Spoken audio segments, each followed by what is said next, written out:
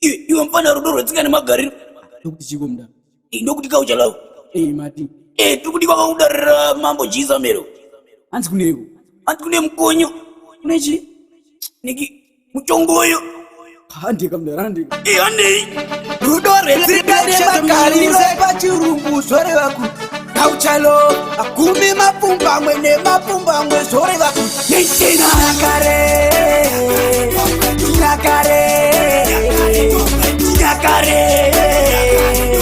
Nyakare. Tamba Muchongoyo. Tamba Muchongoyo. Tamba Muchongoyo. Munhu wese tombomira sendopolo. Tamba Muchongoyo. Tamba Muchongoyo. Tamba Muchongoyo. Munhu wese tombomira sendopolo. Kusiya sekupfeka hembe. Toita sekupfeka nembe. Tichita kuvhima membwe. Kusvika kunze kwasviba utingwe. Tichita kunonga nhunguru.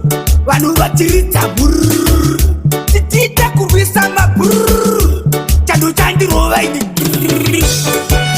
Tamba Muchongoyo. Tamba Muchongoyo. Tamba Muchongoyo. Munhu wese tombomira sendopolo. Tamba Muchongoyo.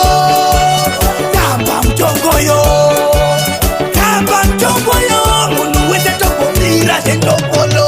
Sina nezvekuti how are you? Tobva tati vakadiko. Tombosiyana nezvekuti skati dola. Tobva tati vaita wawa. Tombosiyana nezvekudya raisi. Tomboita zvekudya mupunga. Tombosiyana nekuona wenera. Tomboita zvekuona tunga. Tamba Muchongoyo. Tamba Muchongoyo. Tamba Muchongoyo. Munhu wese tombomira sendopolo. Tamba Muchongoyo. Tamba Muchongoyo. Tamba Muchongoyo.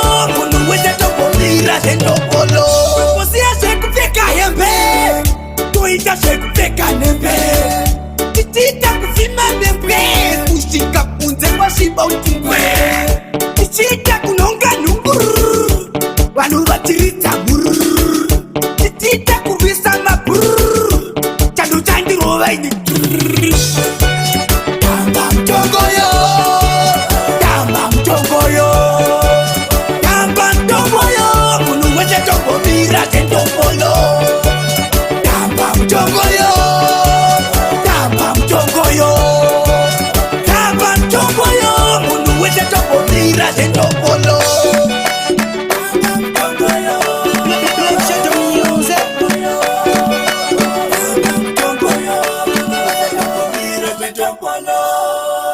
Tamba Muchongoyo. Tamba Muchongoyo. Tamba Muchongoyo. Munhu wese tombomira sendopolo.